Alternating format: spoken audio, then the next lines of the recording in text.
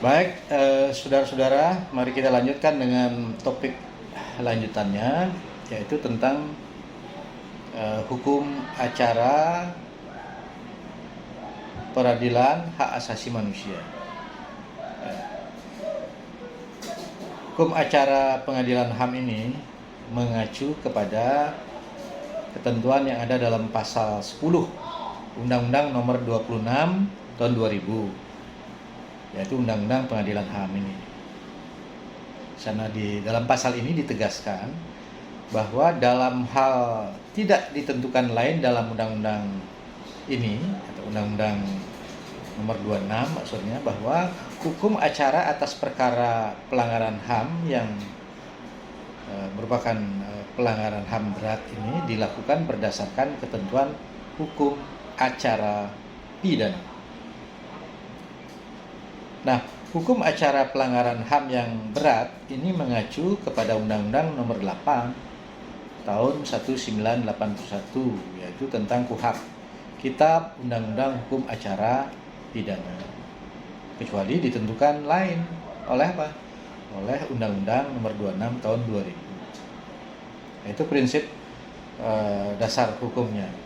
Nah, hukum acara pelanggaran HAM yang berat ini mencakup ada tahapan. Yang pertama itu penyelidikan, kemudian yang kedua penyidikan, yang ketiga penuntutan, dan pemeriksaan di sidang pengadilan. Itu tahapan daripada hukum acara pelanggaran HAM yang berat. Nah, pada tahap penyelidikan, jadi penyelidikan inilah tindakan penyelidik untuk mencari dan menemukan ada atau tidaknya suatu peristiwa yang diduga merupakan pelanggaran HAM yang berat. Untuk apa? Untuk ditindaklanjuti dengan penyelidikan. Jadi setelah penyidikan. Jadi setelah penyelidikan itu penyidikan. Jadi ditindaklanjuti dengan penyidikan. Nah, penyelidik pelanggaran HAM yang berat itu adalah Komnas Hak Asasi Manusia, disingkat dengan Komnas HAM. Komnas HAM ini dapat membentuk tim penyelidik ad hoc namanya, yaitu dari Komnas HAM dan unsur masyarakat.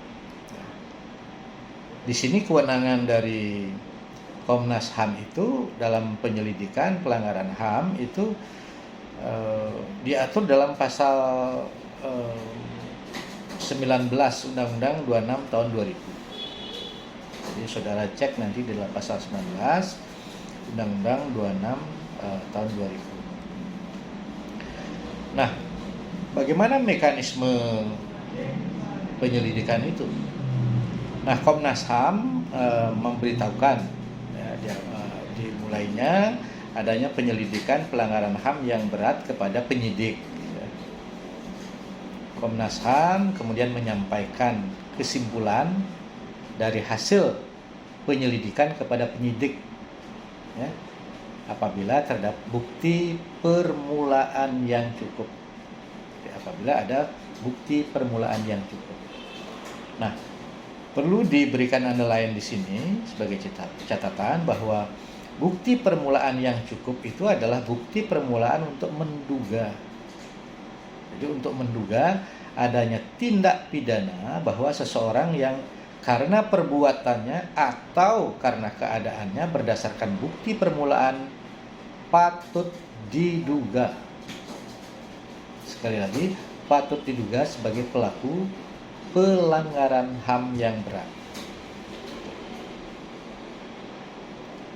Nah, kemudian Komnas HAM menyerahkan seluruh hasil penyelidikan itu kepada penyidik. Ini ada waktunya paling lambat 7 hari kerja setelah penyampaian kesimpulan hasil penyelidikan. Kemudian Komnas HAM bisa melakukan penyelidikan tambahan. Jadi bisa ada waktu penyelidikan tambahan di sini. Diberikan tentang waktu dalam waktu 30 hari saja. 30 hari. Nah, kemudian tahap penyidikan. Tahap yang kedua kan, tadi penyelidikan, sekarang penyidikan. Penyidikan ini satu tahapan di mana tindakan penyidik untuk mencari dan mengumpulkan bukti-bukti agar membuat terang dari pelanggaran hak asasi manusia yang berat. Jadi pelanggaran HAM yang berat yang terjadi untuk apa? Untuk menemukan tersangkanya, untuk menemukan siapa tersangkanya dari pelanggaran atau perbuatan tindak pidana HAM yang berat ini.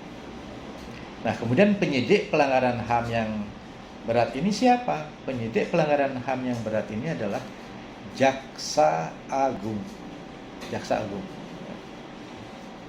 Kemudian Jaksa Agung ini dapat mengangkat penyidik ad hoc namanya, penyidik khusus dari unsur pemerintah dan atau dari unsur masyarakat. Nah itu.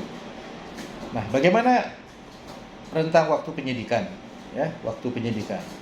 Jangka waktu penyidikan ini adalah 90 hari ditambah 90 hari ditambah 60 hari. Nah, perpanjangan waktu mengenai penyidikan ini dilakukan oleh Ketua Pengadilan Hak Asasi Manusia. Dan kemudian Jaksa Agung ini wajib mengeluarkan SP3. SP3 itu adalah apa? Surat Perintah Penghentian Penyidikan. Bagaimana? Apabila tidak diperoleh bukti yang cukup. Nah, korban atau keluarganya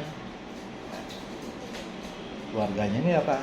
Ya bisa yang sedarah atau semende dalam garis lurus ke atas atau ke bawah sampai derajat 3 itu kan biasanya disebutkan.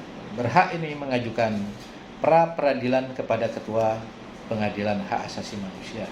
Ya. Kalau ingin mengajukan pra peradilan. Nah, kemudian penuntutan. Ya. Penuntutan ini merupakan satu tindakan penuntut, ya, tindakan penuntut umum untuk melimpahkan perkara pelanggaran HAM yang berat ini kepada pengadilan HAM yang berwenang. Jadi kewenangan penuntutan siapa? Jaksa Agung. Nah, Jaksa Agung dapat mengangkat penuntut umum ad hoc dari unsur pemerintah dan atau masyarakat. Ya. Jadi penuntutan ini wajib dilaksanakan dalam waktu 70 hari terhitung dari sejak tanggal hasil penyidikan itu diterima. Itu tentang waktunya. Nah, kemudian bagaimana pada saat pemeriksaan sidang di pengadilan HAM? Nah, pemeriksaan itu dilakukan oleh majelis hakim.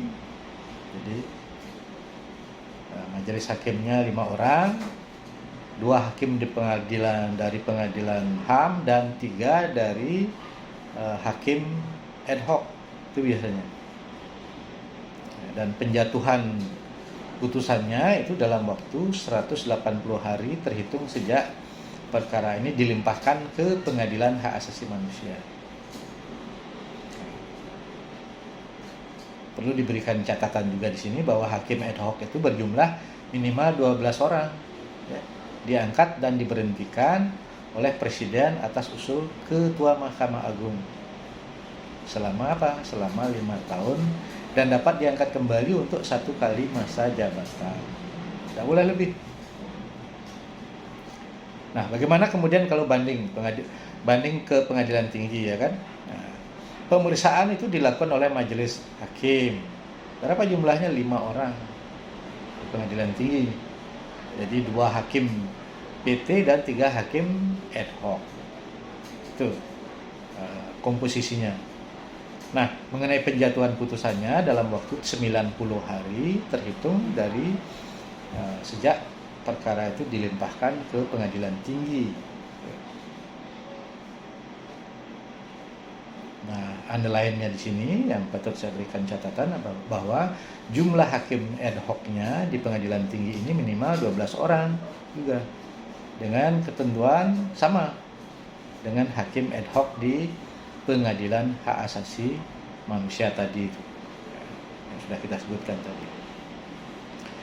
Nah, kemudian bagaimana kalau dalam pemeriksaan sidang di tingkat kasasi, ya kan, di Mahkamah Agung nih.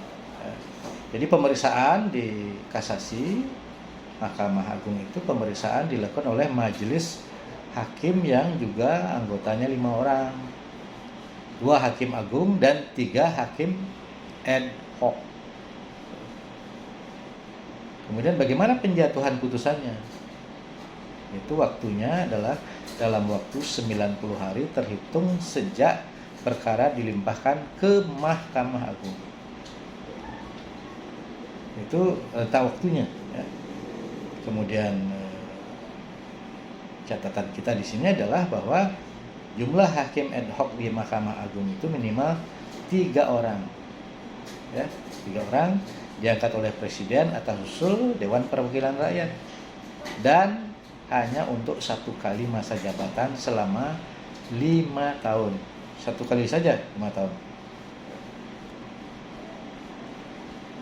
Nah, jadi itulah selintas mengenai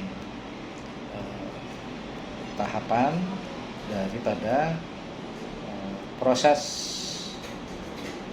pengadilan HAM sesuai dengan hukum acara pengadilan HAM berat yang mencakup tadi tahap penyelidikan, tahap penyidikan, penuntutan, dan pemeriksaan sidang di pengadilan HAM.